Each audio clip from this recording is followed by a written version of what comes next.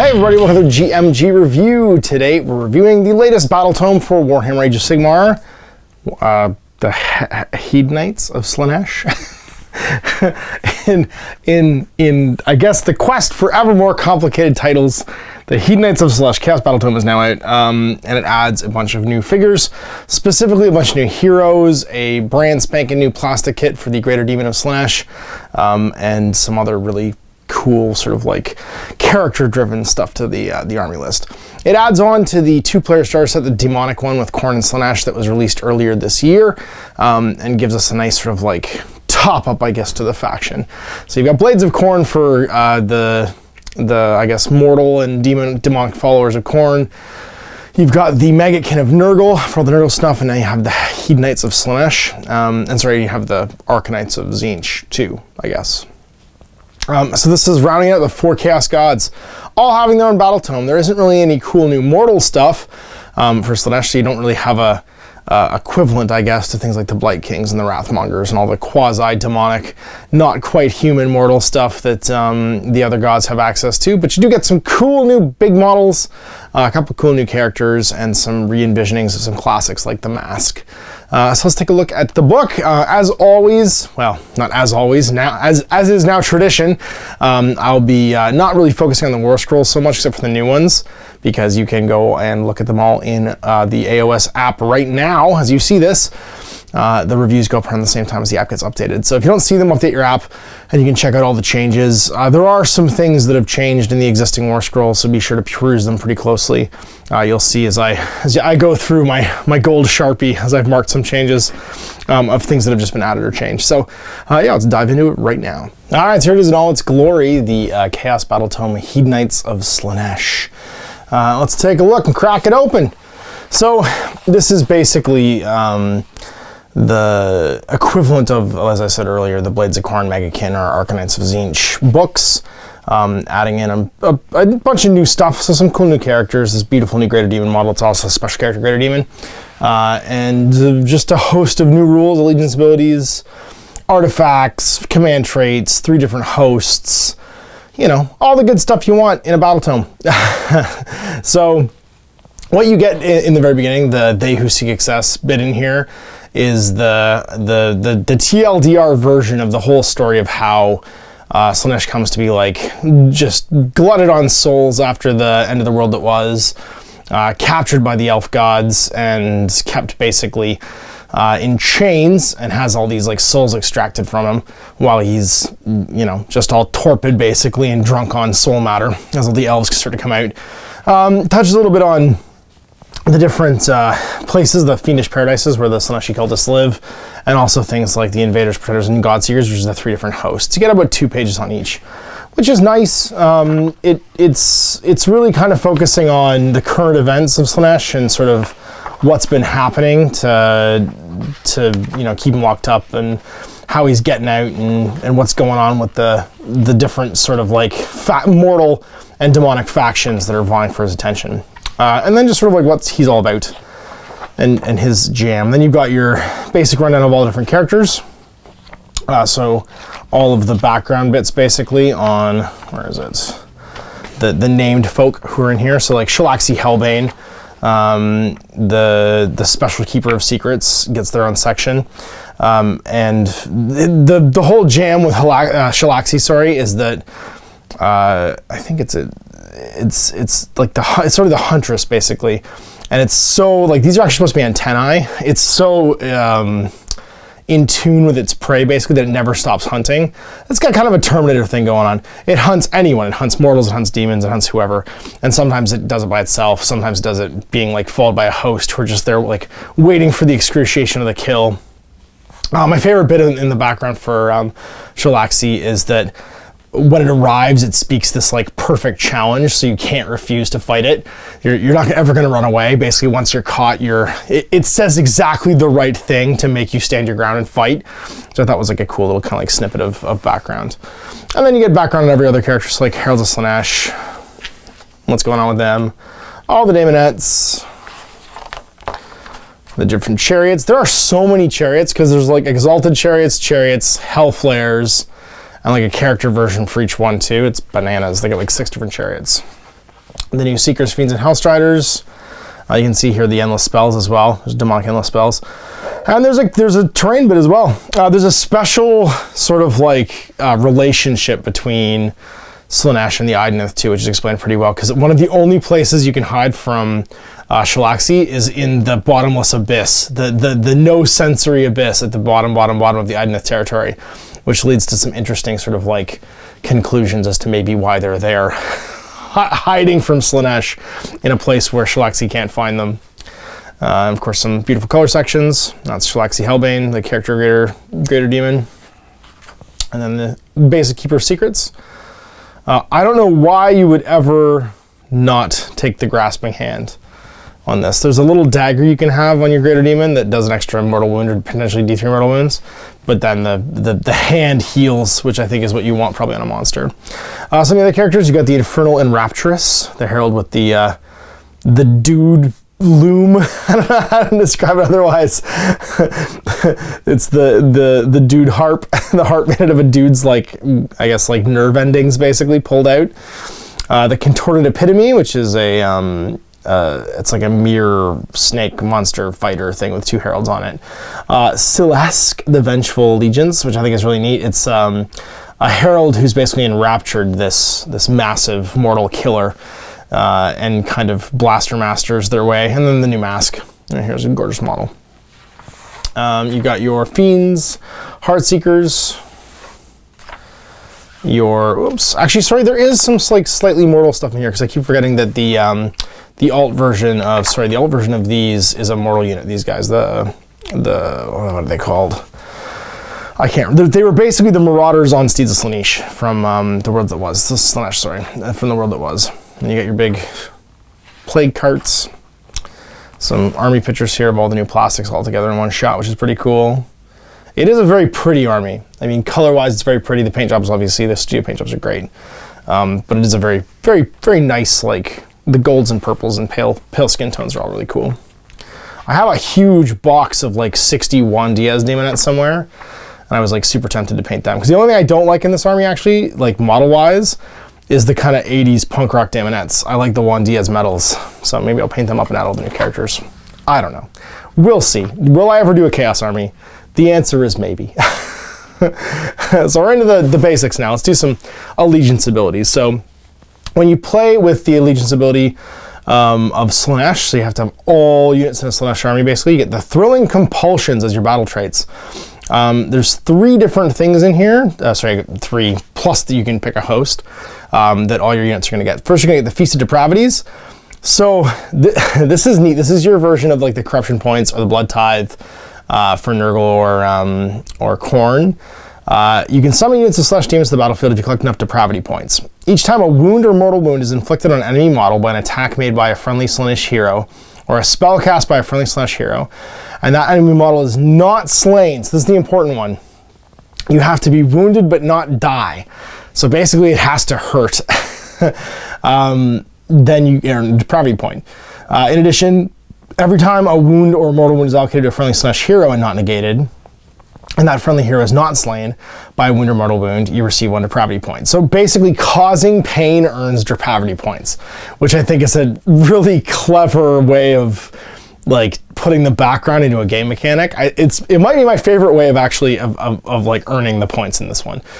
And you'll earn a lot of points really fast. If you're playing against an army with lots of behemoths, lots of multi-moon monsters and stuff, you can be earning depravity points at an absolutely alarming rate, which is why it's a good thing your heroes don't have guns for the most part. But yeah, no, the Feast of Depravity is a crazy rule. So if you have depravity points at the end of your movement phase, you can summon 1 or more units from the list below the battlefield and add them to your army. Each unit you summon costs a number of depravity points, as shown in the list, and you can only summon a unit if you have enough depravity points to pay for it. Summon units must be set up wholly within 12 inches of a friendly Slaanesh hero and more than 9 from an enemy unit. Subtract the cost of the summoned unit from the number of depravity points you immediately have after you set them up. So you don't lose all your depravity points when you buy something from this list. And you can get 10 Demonettes for 9. For 10, you can either get 5 Seekers, 1 Seeker Chariot, or 1 Vice Leader Herald of Slaanesh. For 12, you can get a Bladebringer Herald of on a Seeker Chariot, or a Infernal Enchantress on a Herald of Slaanesh. Herald of Slaanesh, like a wizard basically. For 15, you get an Exalted Chariot, or a Bladebringer Herald on a Hellflayer.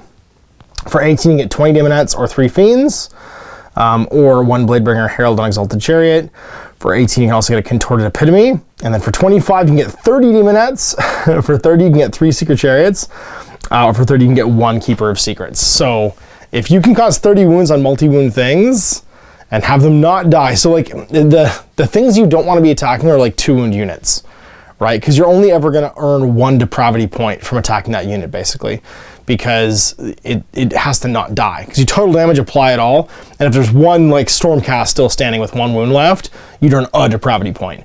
Whereas if you did just enough attacks to do like 11 out of 12 wounds on, let's say, a Tree Lord or something like that with a unit, you would get 11 depravity points and be able to summon basically the first 4 things in this list. So armies with behemoths and lots of multi-wound stuff are gonna be just like basically pooping out units of Slaanesh dudes when they fight against them, because you're gonna really ramp up the number of points you get. And what's horrifying is the bigger a thing like gets wounded but doesn't die, the bigger a thing's gonna get summoned out at the end of the movement phase, basically by the trait. There's 3 hosts of Slaanesh. You've got the Invaders, the Pretenders, and the Godseekers. We'll go through them as we get to their list of traits and then their own artifacts. I like the way this book divided them up, I will mention. Instead of having basically all the artifacts and then all the keywords, they've just done it all as individual hosts, basically. Everyone has their own. Then you have your Locus of Diversion. At the end of the charge phase, each friendly Hedonite hero that's within 6 inches of an enemy unit can create a Locus of Diversion. If they do so, pick 1 enemy unit within 6 inches of the Hedonite hero and roll a die, adding 2 if that Hedonite hero is a greater demon. On a 4+, that enemy unit fights at the end of the following combat phase after players have picked any other unit to fight in the combat phase.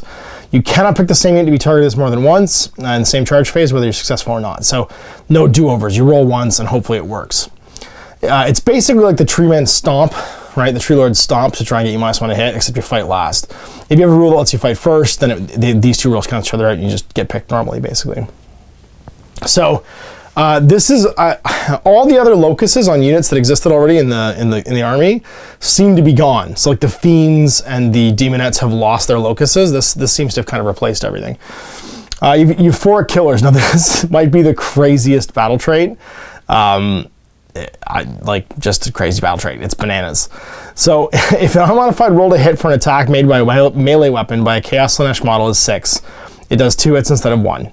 Make a wound and save roll for each individual hit. In addition, if the model's unit has 20 or more models, you do 3 instead of 2 on a modified roll of 6. So you have exploding 6s for the entire army. And this is an army with tons and tons of accurate attacks that do like moderate damage. But just like the greater demons get exploding, everything gets exploding 6s. It's a crazy amount of damage. Yeah, so Euphoric Killers, just everything explodes on a 6. Just nuts. So those are your battle traits. And now we get into the hosts. So first is the Invaders, and you get your own list of battle traits. I think actually you must pick a host. Yeah, you must choose a host. There's no generic host of Slaanesh. So that also means there's no generic list. Like your host basically locks you into what you're taking here. So you're getting Figureheads of the Dark Prince. An Invader's host army can have up to 3 generals instead of 1. Only 1 of the generals, your choice, can have a command trait, but all 3 are considered to be the general for the purpose of using command abilities. However, an Invader's host general cannot use a command ability or trait or ability while they're within 12 inches of any other friendly Invader's host general. So they're basically all like competing with each other. In addition, each time one of your generals is slain for the first time, you receive 1 extra command point. So if a general dies and comes back somehow, you get an extra command point. Escalating Havoc. At the start of your hero phase, you receive D3 depravity points if any friendly invader host units are wholly within enemy territory. If 3 or more friendly invaders host units are wholly within territory, as for your hero phase, you receive D6 instead of D3. So you just generating D3 depravity points. I remember I said earlier that depravity points can add up really fast, where you're just like pooping out greater demons. Yeah, some armies are going to have a big problem with that. A Hedonite host and an Invader's host army must contain 2 to 4 Epicurean Reveler battalions and 0 to 2 Seeker Cavalcade battalions instead of 1 to 3. So you've got a different formation basically for one of your battalions. Invader host command traits for Invader's host heroes only. Best of the best, you can reroll wound rolls for attacks made by this general. By this general, while this general is within 6 inches of another hero, because they're trying to show off. Glory Hog. At the start of the combat phase, if any enemy units were destroyed in that combat phase and the general is on the battlefield, you get a command point. Hurler of Obscenities, that's a great name. At the start of the combat phase, you can pick one enemy hero within 6 inches of this general. Until the end of that combat phase, add 1 to hit rolls for attacks made by that enemy hero that target this general, but subtract 1 from save rolls for attacks that target that enemy hero. So it's kind of neat. You just go crazy. You make them mad. Like your hero gets mad and gets +1 to hit, but they're -1 save rolls because they get really like distracted. Territorial, add 1 to the number of depravity points you receive from the escalating havoc battle trait if this general is wholly within enemy territory at the start of your hero phase. Skin Taker, at the end of the combat phase, if any enemy models were slain by wounds inflicted by this general's attacks in that combat phase, you heal D3 wounds because he starts putting the skin on, Buffalo Bill style. Delusions of Infallibility, add 1 to their wounds. I love that one. He just thinks he can't die, so he gets an extra wound. That's great. The Rod of Misrule, this bejeweled staff of office, plants suggestions of megalomania in the mind of those who hold it. At the start of your hero phase, roll a die. On a 1, your opponent receives 1 command point. On a 2 to 5, you receive 1 command point. Sorry, your opponent gets a command point. 2 to 5, you get a command point. On a 6, you receive D3 command points. That one's hilarious, but just a command point generator. The Rapier of Ecstatic Conquest. Pick one of the bearer's melee weapons. If the unmodified wound roll for an attack made by this weapon is 6, the attack inflicts 1 mortal wound on target in addition to any more normal damage. Remember, that will compile with your euphoric killers as well. Whip of Subversion. At the end of the combat phase, you can pick 1 enemy hero within 6 inches of the bearer, pick a melee weapon that the hero is armed with, and then pick 1 other enemy unit within 1 inch of that hero. The other unit suffers a number of mortal wounds equal to the attack characteristic of the melee weapon that you picked. That's awesome. And that's not one use only either. And basically their weapon turns on them and does mortal wounds. Oh man. So like, who's a really high attack hero I can think of? He's got like 4 or 5 attacks. Like even just like a Lord Celestant. I think he's got 4 attacks with his sword. He would just do 4 mortal wounds. Madness. And there's no resist either. It just does it. So yeah, who's got a crazy amount of attacks? Like 6 or 7 attacks. You could literally just make that person destroy their unit. Oh geez, attacks characteristic. Oh, I'm just thinking the Idoneth of the Eidolon of Mathlan. Yeah, you could do the fish shoal. Although I guess technically it's not a mount, so it's technically one of their melee weapons. Because you can do 2d6 mortal wounds then. Oh man. Madness. The Icon of Infinite Excess. Once per battle at the start of the combat phase, the bearer can use this artifact. If they do so until the end of that combat phase, add 1 to hit rolls for that units that were wholly within 12 inches of the bearer at the start of the combat phase. That's pretty cool for some of your low to hit units. A Fallacious Gift. After setup is complete, but before the battle begins, pick 1 enemy hero, then pick 1 of their weapons. At the end of each battle round in which that hero has attacked with a weapon, that hero suffers a mortal wound.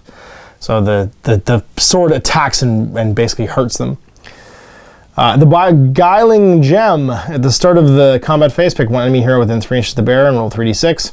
If the roll is greater than that hero's bravery characteristic, subtract 1 from the attacks characteristic of all of that hero's melee weapons to a minimum of 0 until the end of the phase. So this is like an interesting, messes with other heroes and then earns lots and lots of DPs, depravity points.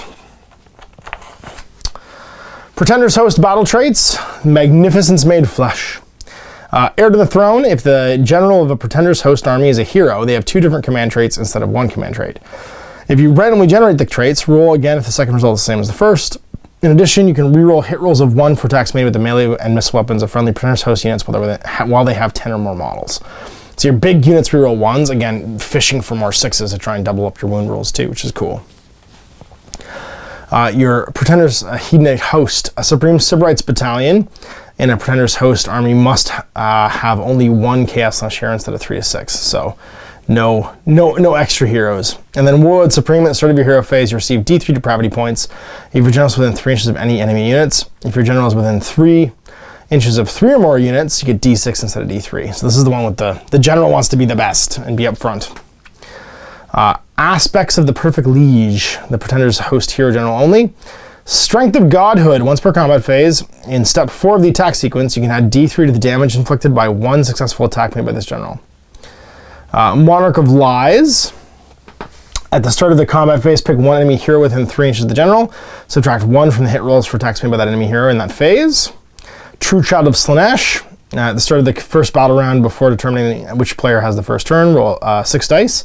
You receive a depravity point for each roll of 5+. Oh man. Strongest Alone, you can reroll hit rolls for attacks made by this general while there are no friendly models within 6 inches of them. So this is a good one for taking like a Greater Demon and then making them a general and just having them go to town. Hunter of God Beast, add 1 to the damage inflicted by successful attacks made by this general when they target a monster. And Inspirer, do not take Battleshock tests for friendly Pretender's host units that are wholly within 9 of the general. Then you have your Artifacts of Power, the Crown of Dark Secrets. At the start of the first battle round, pick 1 enemy hero. You can reroll hit rolls for attacks made by that bearer that target that hero. You can reroll unbinding rolls for unbinding attempts made by the bearer for spells that were cast by that hero. Pendant of Slaanesh, at the start of your hero phase, you can heal up to D3 wounds allocated to the bearer. It's a great one, especially for Greater Demon. Sliver Slash. Pick 1 of the bearer's melee weapons, add 2 to the attack characteristic of that weapon. Great one again for the sword and the Greater Demon because it does most of the damage. It's damage 5, I think. We can give it 4 attacks. Do 20 wounds. Scepter of Domination. At the start of the hero phase, the bearer is within 12 inches of any enemy heroes, and your opponent has any command points, roll a die. On a 4+, your opponent loses 1 command point, you receive a command point. Breathtaker. You can reroll the dice for dice roll that determines if any enemy hero within 3 inches of the bearer is affected by the locus of diversion battle trait. So basically, if you're trying to roll that 5+, it'd be a 2+ actually if it's a Greater Demon. You can make them fight last. That's going to be obnoxious to fight against. So you could take, that's going to be obnoxious to fight against. If you have like a Greater Demon of Slaanesh, making someone fight last on a 2+, and then getting 4 attacks with the crazy reroll hit rolls for attacks made by this general while there was no other friendly models within 6. You just have the Greater Demon go by themselves and murder everything with their sword. And then you've got the Mask of Spiteful Beauty. At the start of your hero phase, pick 1 enemy unit within 6 inches of the bearer. Subtract 2 from that unit's bravery characteristic until your next hero phase. I feel like the 2 to the attack characteristic of the weapon, Sliver Slash, and then Strongest Alone are going to be a very popular combination in this host. Especially if you're Warlord Supreme and you're earning D6 depravity points. If you're near 3 units, he's gonna be terrifying. And then finally, the Godseeker's host, Thundering Cavalcade. This is your mounted army, basically. Thundering Cavalcade. Add 1 to charge rolls for units in a Godseeker's host army. Godseeker's Hedonite host. In the Godseeker's host must have 0 to 2 Epicurean Revelers battalions and 2 to 4 Seeker Cavalcade battalions instead of 1 to 3. These are just affecting the big multi-battalion battalion. I don't see this as being super impactful to the army. Maniacal Hunters, at the end of your charge phase, you receive D3 depravity points of any friendly Godseeker's host units made a charge move in that phase. If 3 or more friendly Godseeker's host units made a charge, you receive D6 depravity points instead of D3. So charging earns you more points. Seems like the worst of those because in the other ones, standing somewhere gives you more points. You have to make a charge to do it, whereas the other ones is just standing on the side of the opponent's line, basically, to get extra ones. And stand near the bad guys. And then you have your command traits. Hunter Supreme, you can reroll hit and wound rolls of 1 for attacks made by this general if this general has made a charge move in the same turn. The Thrill Seeker, this general can run and charge later in the same turn. If this general already has an ability that allows them to do that, add 3 to the rolls. Add 3 to the run rolls for this general instead, sorry. Into the Fray, the hit rolls for the first attack made by this general during the battle is automatically a 6. Do not roll dice. So you automatically get 1 exploding 6. At the start of your hero phase, roll a dice, or Trail Sniffer. Roll a dice for this general if the general is wholly within enemy territory.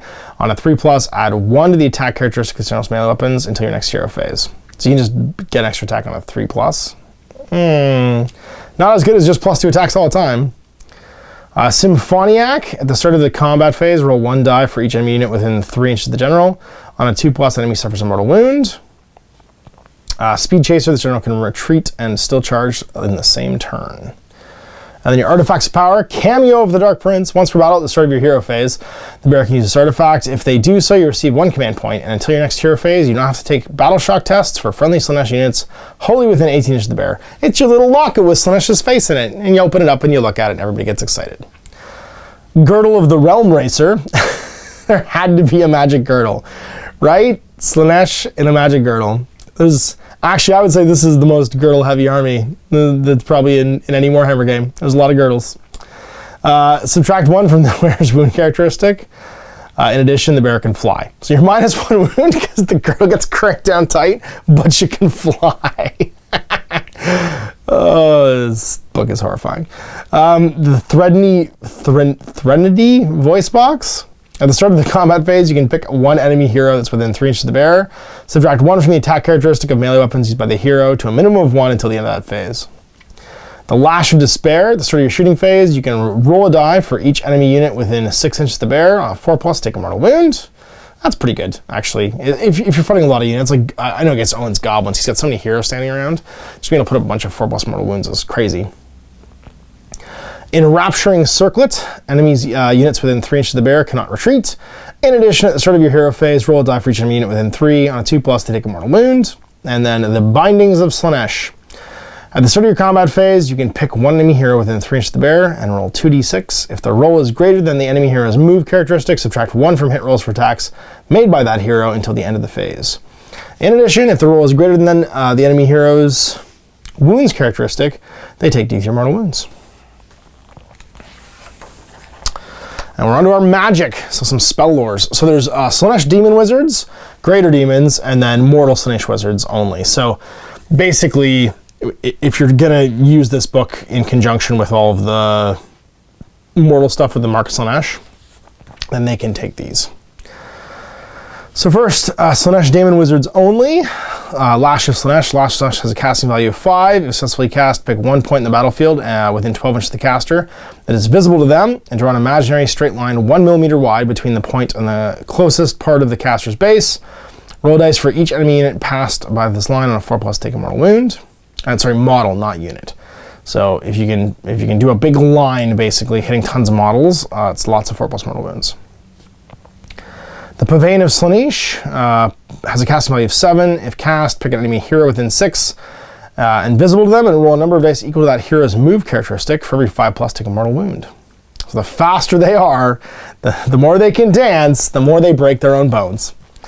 Hysterical Frenzy, casting on 7. If cast, pick 1 enemy unit wholly within 18 of the caster invisible. Roll a die for each model in that unit. For a 6, take D3. Sorry, for each 6, that unit suffers D3 mortal wounds.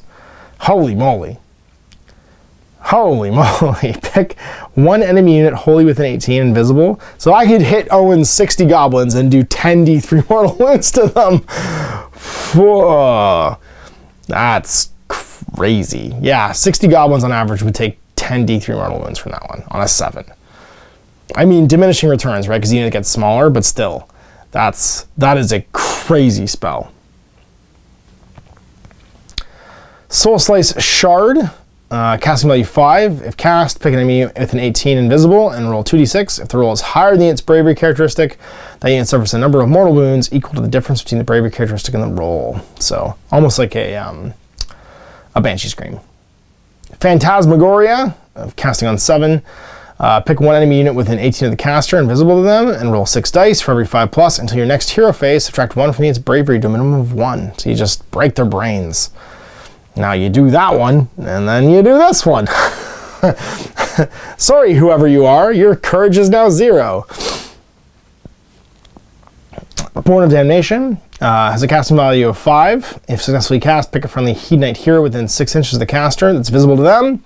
You can heal 1 wound allocated to that hero. If the casting roll was 10+, you can heal D3 instead. So get some wounds back. And then your Forbidden Sorceries for the Greater Demons only. Song of Secrets, cast on a 7. If successful, pick an enemy unit wholly within 18, invisible. Roll 1 die for each model in the unit. For each 6, you get a depravity point. Oh. So again, those same 60 goblins would earn you 10 depravity points, potentially. Progeny of Damnation, On the 7, if cast, one friendly demon Hedonite hero within 6 inches of the caster that is visible to them. You can heal D3 wounds allocated to the hero. If the casting roll was 10 plus, you get D6 wounds instead of D3. So big healing. And then Slothful Stupor, casting value of 8. If successfully cast, pick an enemy hero within 12 and visible. Until your next hero phase, the hero cannot use command abilities and cannot run or attempt to charge. Holy moly. The no charging thing could be crazy if you manage to lock that down. They'd still fight, but they just would stand around otherwise. And the Lore of Pain and Pleasure for Mortal Slaanesh Wizards. Battle Rapture, cast on a 5. If successful, pick one friendly Mortal Slaanesh unit wholly within 18 of the caster invisible. Do not take battle strike tests for that unit until your next hero phase. If caster roll is 10 plus, you can pick 3 Mortal Slaanesh units instead.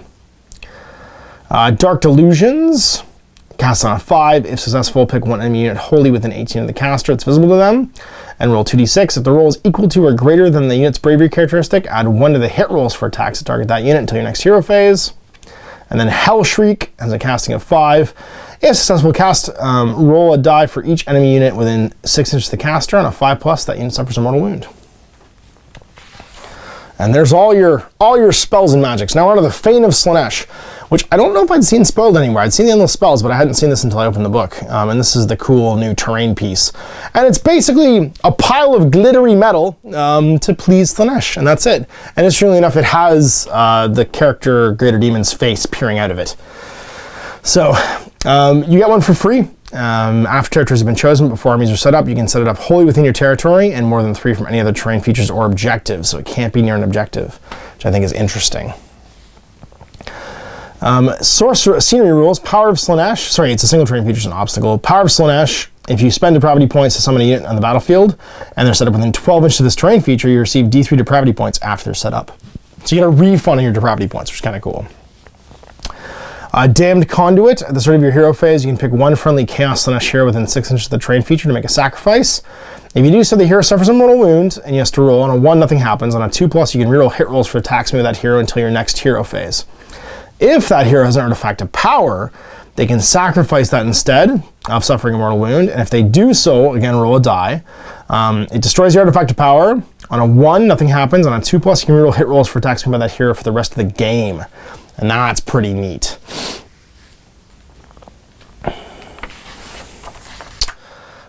Neat little 2 hosts go to war. When I heard that, what's that song? Is it Toto? 2 tribes go to war?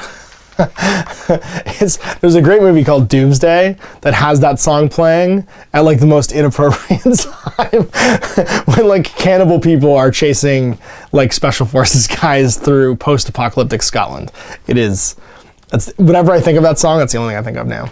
Go watch Doomsday. It's a terribly great movie. You get your Path to Glory stuff and our War Scrolls. Here's a battalion. This is the one that the Hedonite host that changes based on which host you pick.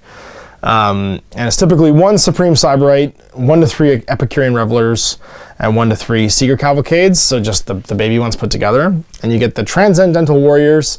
Add 1 to the bravery characteristic of units in this battalion. In addition, if this battalion is part of a Slaanesh army, at the start of your hero phase, you receive D3 free depravity points. And then your 3 different actual battalions. You have the Supreme Sybarites, so 3 to 6 Slaanesh heroes. So that one's a pretty easy one to pull off. And it's got Ruling Cabal. At the start of your hero phase, roll a die. If your roll is less than an equal number of heroes from the battalion that are on the battlefield, you get a command point. So if you roll under the number of heroes you have, you're just getting free CPs. You have the Epicurean Revelers, 2 to 6 units of Demonettes, and 0 to 4 Hellflares, Exalted Chariots, or units of Fiends in any combination. So again, really easy to do because it's just your battle line, basically. If the unmodified wound rolls for an attack made with a melee weapon by a Demonettes from this battalion is 6, it gets a mortal wound on the target, and the attack sequence ends. So remember how you had 2 attacks with exploding 6s in all your Demonettes? Yeah, now they're doing mortal wounds with their claws. On top of that, that seems like Epicurean Revelers is going to be pretty popular. This one feels like the one everyone's going to take if you're just going to max it on Demonettes. The problem is your summoned units wouldn't be part of this battalion, so you would want to take some pretty big, robust units of Demonettes. They are luckily pretty cheap, and you get like lots of them. But yeah, you're gonna want those exploding 6s mortal wounds. Then you have your Seeker Cavalcade, 2 to 6 units of Seekers or Hell Striders in any combination, and 0 to 4 Seeker Chariots. Drawn to battle. A model from this battalion is eligible to fight in the combat phase if it's within 6 inches, and set of 3 and can pile an extra 6 inches, or extra 3 inches when it piles in. So you can pile in 6 within 6. And there we go.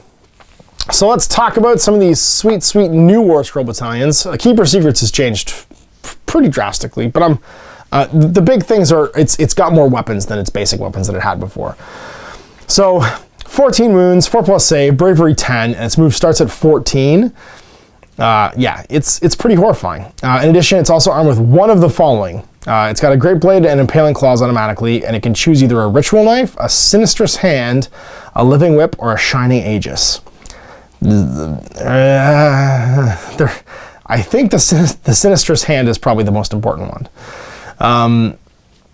So your Living Whip, which is a choice, again, you don't just automatically get this, 6-inch range, 1 attack, 3+3+, -1 damage. But it does, where is it? If this model is armed with a Living Whip, at the end of this combat phase, you can pick one enemy monster within 6 inches of this model and roll a die. On a 3+, pick a melee weapon that the enemy monster is armed with and subtract 1 from hit rolls made by that until the end of the phase. So you basically wrap someone's arm with your whip, and you don't have to deal with it later on. And then your melee weapons is the Ritual Knife or Sinistrous Hand, has a range of 1 attack, 2+ to hit, 3+ to wound, -1 and 1 damage. The Ritual Knife, on top of that, at the end of the combat phase, you can pick an enemy unit within 1 inch of the model and roll a die. On a 1, nothing happens. On a 2 to 5, take a mortal wound. On a 6, take D3 mortal wounds. So it's just a little extra stab from that Ritual Knife.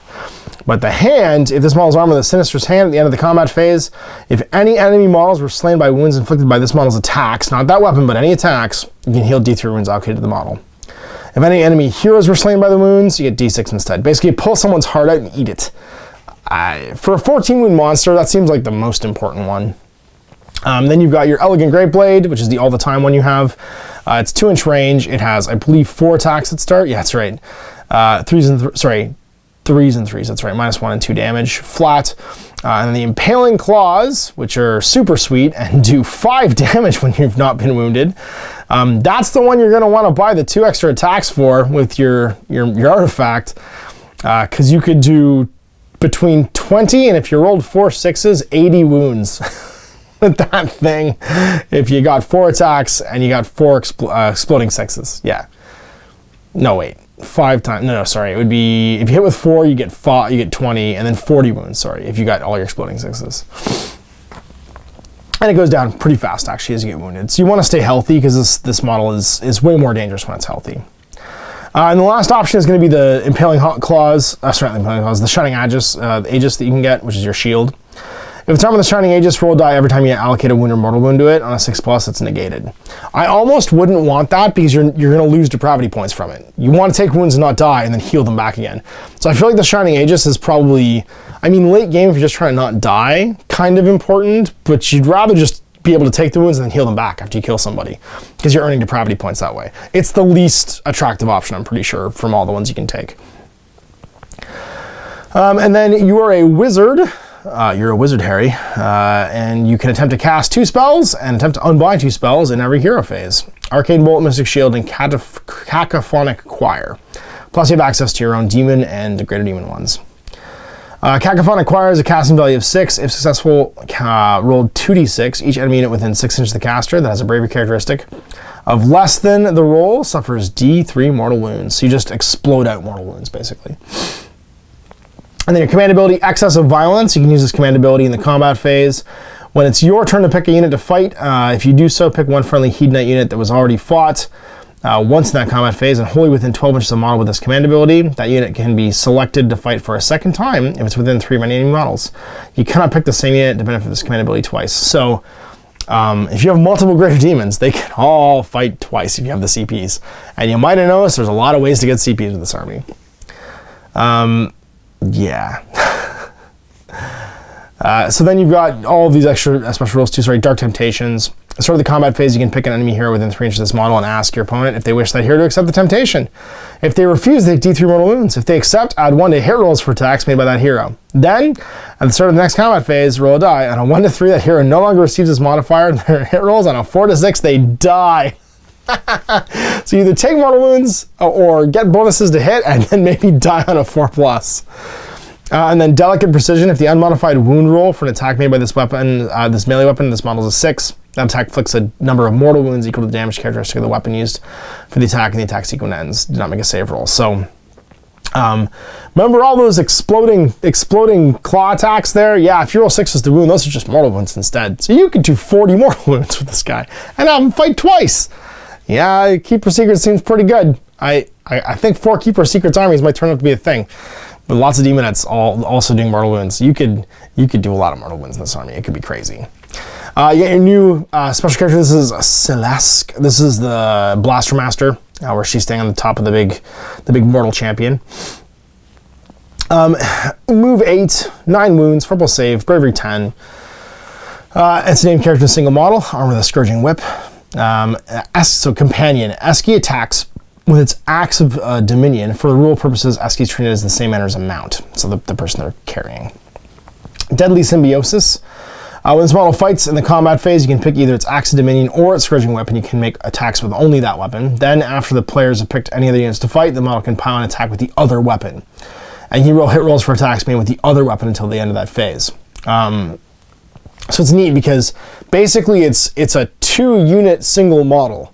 So it piles in and fights with the first one, and the other one piles in and fights and gets to reroll its misses. So the Axe of Dominion, I think, would be the one you'd want to have doing that because it's the D3 damage, 4s and 3s, -2 D3 damage attacks. Again, all these have exploding 6s too, but I think if you're fishing for 6s, you're probably looking for the one that doesn't hit as often but can reroll hit rolls. So that's pretty sweet. The Axe of Dominion can do a whole bunch of damage. And then Lithe and Swift, it's such a tongue twister. You can run charge later on in the turn because you're a Demonette basically. Magic, you're a wizard, can cast 1 and unbind 1. And you know Arcane Bolt, Mystic Shield, and Subvert. Subvert is a casting value of 7. If cast, pick an enemy hero with an 18 in the caster that's visible to them. They can't use command abilities until the next phase. And then your command ability is Regal Authority. You can use this command ability at the start of the combat phase if the model is your general and is on the battlefield. If you do so until the end of the phase, you can reroll hit rolls of 1 for friendly Chaos Slaanesh units that are wholly within 18 of this model. In addition, you can use command ability at the start of the Battle Shock phase. This model is your general and is on the battlefield. If you do so until the end of the phase, friendly Chaos Slaanesh units that are wholly within 18 don't take Battle Shock tests. So those are pretty cool. And then Shalaxi Hellbane, which is the special character Greater Demon.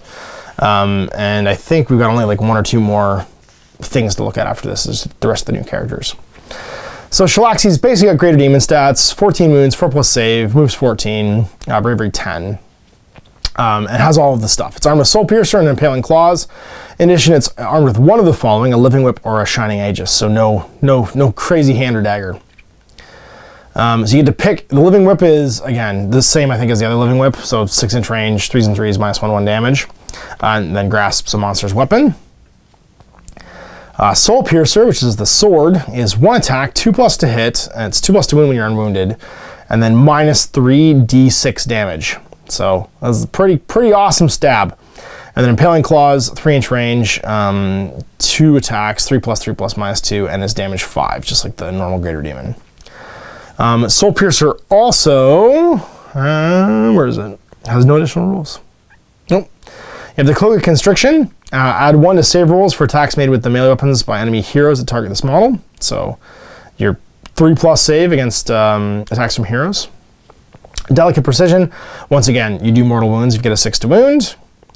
And then Irresistible Challenge, at the start of the enemy charge phase, you can pick 1 enemy hero within 12 inches of the model and more than 3 inches from enemy models, and ask your opponent if they wish that hero to accept Shalaxi Hellbane's challenge. If they refuse, they take D3 mortal wounds. If they accept, the hero must attempt to charge and must finish the charge move within ½ inch of this model for it to be possible to do so. If it's possible to do so. In addition, if the challenge is accepted, any attacks that hero makes must target this model. So you have to be attacked. You can force them to come and fight you, basically. So you can pull out like little goblin heroes, little like baby support heroes, just be like, oh, I'm just the right thing to say to make you come charge me. And then just murderize them because you're a Greater Demon of Slaanesh. The Killing Stroke. At the start of the combat phase, you can pick 1 enemy hero within 3 inches of this model. If you do so, all attacks made by this model in that combat phase must target that model, but the damage characteristic of this model's Sword Piercer attack is 6 instead of D6. So you may only have 3 attacks, but this is just flat 6 damage all of a sudden. And remember, all of your attacks explode on 6s. And then you have magic. This model is a wizard. It can attempt to cast 2 spells in your hero phase and attempt to unbind 2 spells in the hero phase, and knows Arcane Bolt, Mystic Shield, and Refined Senses. Refined Senses cast on a 4. If successful until your next hero phase, you can reroll hit rolls for attacks made by the caster that target a hero, and you roll save rolls for attacks made by heroes that target the caster. Oof. Oof. So you reroll all your saves and all your hits, basically, when you're fighting a hero. So your whole jam is you're drawing heroes out and then making yourself crazy powerful when you fight them. You have the Contorted Epitome, and it's the big metallic, tentacly, mirror-y, portal-y thing. 12-inch move, 7 wounds, 5+ save, bravery 10. It's got Ravaging Claws with 9 attacks, 3s and 4s, -1/1 damage. And Coiled Tentacles with a 3-inch range, 2 attacks, 3s and 4s, -2/2 damage. It's pretty stabby.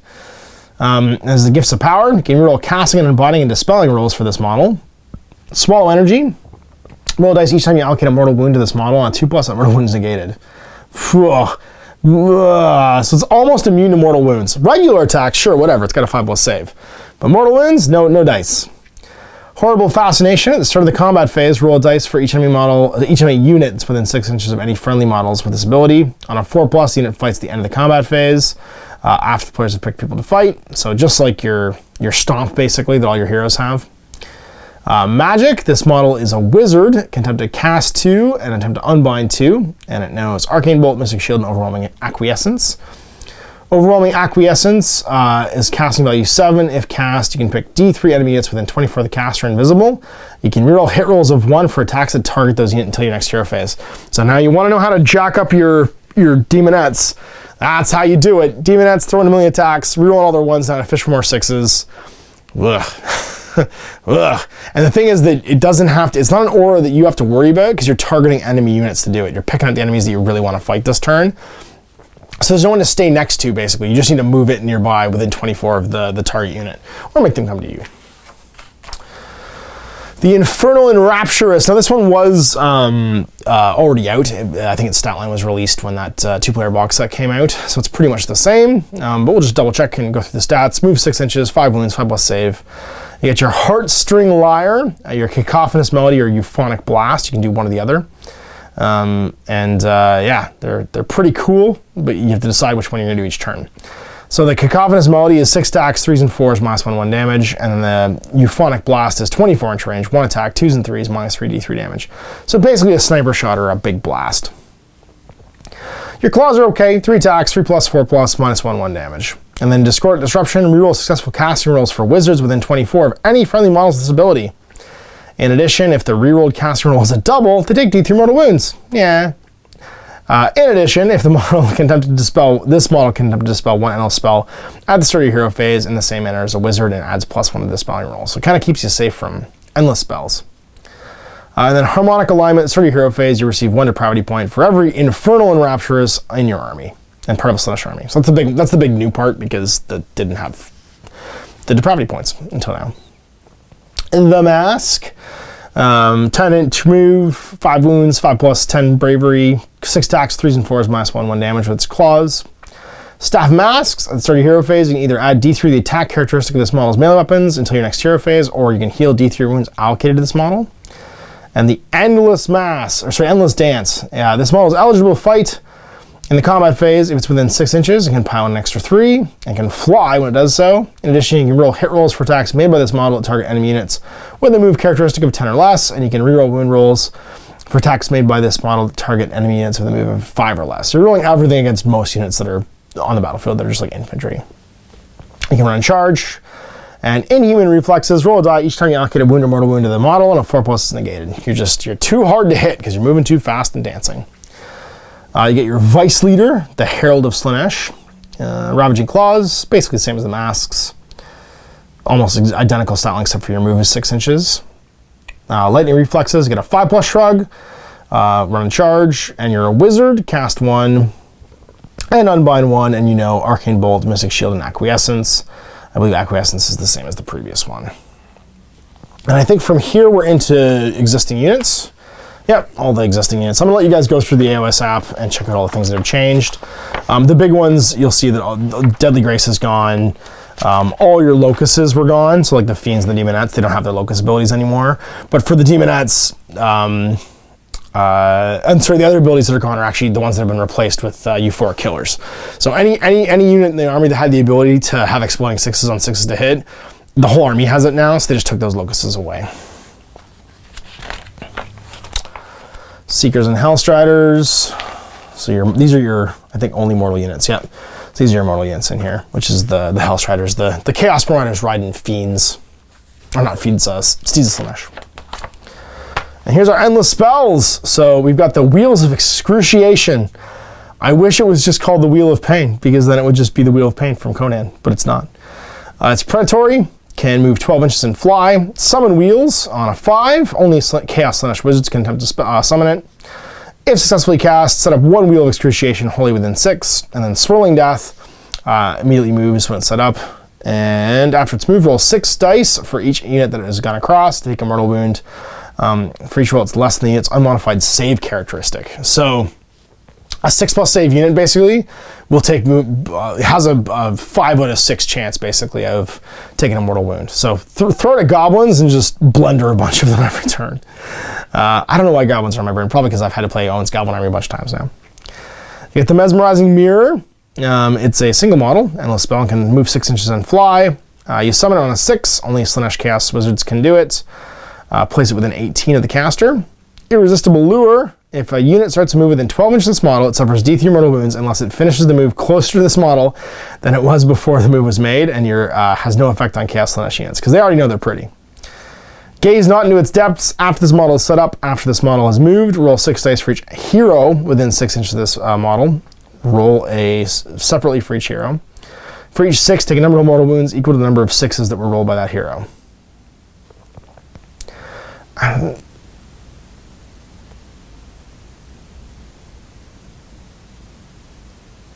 Interesting. There you go. Oh, okay. No, okay. It's not. I was like, why is it worded this way? For each 6, take a number of wounds equal to the number of 6s rolled. So if you roll 6 6s, you take 36 mortal wounds. Oh my God. I like that actually explain. I was reading the next paragraph afterwards. They actually had to explain it. So a 2 would be 2 4 mortal wounds. Yeah. So you're basically taking the number of mortal wounds. Wow. That is potentially horrifying. No way to like influence that roll, but yeah, that's a potentially horrifying roll. Dreadful Visage. Predatory, moves 8 inches and can fly, and then summon Dreadful Visage, sorry, on a 7. If successfully cast, set up within 12 inches of the caster, sorry, wholly within 12 inches. Swooping Horror, when it's set up, the player set it up can immediately move with it. And then Flensing Tongue, after this model is moved, roll 6 dice for the closest other unit within 6. If more than one other unit is equally close, actually more than one's equally close, the player who moved this model can choose which one's attacked. Roll the 6 dice for, and they take a mortal wound on a 4+ for each one. Terrifying Entity, subtract 1 from the bravery characteristic of the units that are wholly within, so they're within 12 inches of this model. Add 1 of the bravery characteristic of Chaos Slaanesh units that are within 12 inches of this model, instead of subtracting it. So the Slaanesh units feel good about the giant screaming demonette head that's flying around, and unsurprisingly, the non-chaos ones don't. And we're on to pitch battle profiles. I'm going to offend everyone by just like flattening this down so you guys can actually read it. But it's the last page, so tough it out. Yeah, lots of stuff in here. You've got lots of stuff. So basically, you've got your updated May 2019. The profiles printed here take precedence over any profiles with an earlier publication date or no publication date. So they've actually added up in here a little clause of like the date. So because this is happening in May 2019, anything that was published before that or doesn't have a date, you know this is the one. So your demon adds 10 to 30, 110 per 10, or 300 for all of them in their battle line. Your Bladebringer, Herald on Exalted Chariot, is 1 for 220, and as a leader. Bladebringer on Hellflare, 1 for 180 as a leader. Bladebringer, Herald on a Seeker, 1 for 160, and as a leader. The Contorted Epitome, 1 for 200, and as a leader. The Infernal and Rapturous, the Herald, 1 for 140 and as a leader. Celeste is 1 for 200 and as a leader. The Mask is 1 for 120 and a leader, and is unique, of course. And then the Vice Leader, Herald of Slaanesh, is 120 for 1 as a leader. Your Keeper of Secrets, Leader Behemoth, is 360. Shalaxi's 340, actually cheaper than a regular Keeper of Secrets, which makes sense because that regular keeper is better all around, I think, but Shalaxi's really good at fighting heroes. Your Exalted Chariot is 1 for 180. Your Fiends are 3 to 9 for 210 and no discounts. So if you want 9 Fiends, it's 630 points. Your Hellflayer is 1 for 140, and your Hellstrives with Claw Spears are 5 to 20 for 100 each, and they're battle line any Slaanesh army, so they're effectively just battle line if you're using this. And Hellstrives with Scourges are 5 to 20 and 100 each, and are also battle line. Secret Chariots are 1 to 3 and 120 each, and they're battle line in a Godseeker's host. And then finally, Seekers are 5 to 20 and are 120 each. Only thing discounted is Demonettes. The Epicurean Revelers is 180 as a War Scroll Battalion. The Hedonite Host is 120, which you probably won't take as the big one. The Supreme Sybarites, the character one, is 120, and the Secret Cavalcade is 140. So I can understand why the Epicurean Revelers is 180. You're basically paying for almost 2 more units of Demonettes, but all your Demonettes in that battalion are going to be pooping out mortal wounds on wound rolls of 6. I feel like that's going to be a very popular battalion. It's going to be there all the time. And then Slaanesh, your allies are going to be Beasts of Chaos, Everchosen, Monsters of Chaos, Nurgle, Slaves of Darkness, Tzeentch, Khorne. Units cannot be taken as allies for a Slaanesh army because they're rival gods. And remember, this is all based on the keyword Slaanesh. So if we go back to the very beginning here and look at our battle traits and stuff, it's just all units with the Slaanesh army. So you get, where is it? Your allegiance is the Slaanesh keyword. Yeah. You can summon units in a Slaanesh thing. So anything like mortal Slaanesh and stuff will count as this army as well. So if you're thinking about marking other units like Chaos Chariots and stuff, they will count as Slaanesh for the purpose of this army, because that's your keyword, is Slaanesh. So there you go. I hope you enjoyed that look at the Hedonites of Slaanesh and our walkthrough of the new army. Again, does a lot with a little. It adds, I think there 2 new kits. 3 new kits if you count the Endless Spells, 4 if you count the Feign. Because it's the Blaster Master character, the Mirror, the Greater Demon. I don't know if the Mask is new or not. I'll be honest, I haven't paid that much attention to Slaanesh because they haven't been in the game for a while. Apart from knowing that there's new Fiends from that 2-player box set and the new Harp Lady from that 2-player box set. I wasn't sure which other characters had been done in plastic and which ones were still were now replaced. So it's not a huge release in terms of like a number of kits, but I think it's probably pretty playable. You don't have a lot of shooting. You're going to be moving fast, managing wounds, and probably trying to bring units back through depravity points. And if you target the right units, you can probably recycle units as they die fairly quickly. That mortal wound output that you have is going to be pretty shocking, I think, to most players using that battalion. And I mean, for the point value, like let's say you wanted to take in a 2,000 point army, let's say 90 Demonettes. So 90 Demonettes is going to be 900 points, and then it's if you're taking the Epicurean Revelers, you're looking at another 180. So 1,080 points for 90 shots at mortal wounds gives you 920 points to play around with for your heroes and stuff. You're probably going to just take keepers, because keepers kind of do everything, and they get everybody moving along too, and they can make guys fight last. So if every unit gets you can't quite get 3 keepers, because you usually do 2 for 720. That would put you at 1,800, 200 more points from your wizards, or even just little units to go hold objectives. So like House Riders and stuff like that, because they're also battle line. And you're able to do quite a bit. And those Demonettes would be horrifying. So you'd be earning depravity points off of taking wounds on your greater demons, which people are going to be doing. You can take all the gear that makes your greater demons better fighters, and it lets them get their wounds back and stuff too, in addition to the spell. So one can have they can both have the hand where when they're doing damage, they're healing. So as they're earning you depravity points, they're getting their wounds back too. And you can also give one the spell. And then you got 90 Demonettes to go and punch things. And my goodness, will they punch things? It would be bananas. So again, if you're just going for a big punchy army, you definitely got lots of melee abilities, and you're pretty crazy fast too. So I guess we'll see what ends up being the list for these folks. But I hope you enjoyed that. We'll see you for more GMG reviews in the future, and you can actually check out my review of Daedalus Falls, the new Infinity supplement, also today on my channel. So thanks for watching. Till next time, Ash. Have a great day.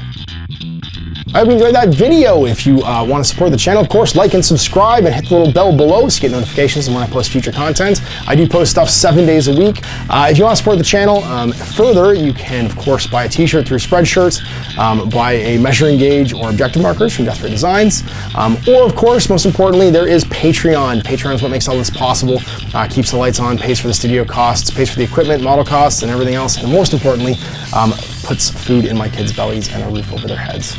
Big thanks to everyone, past, future, who supported me. I do this stuff because of you guys, and of course, I will continue doing it as long as I can.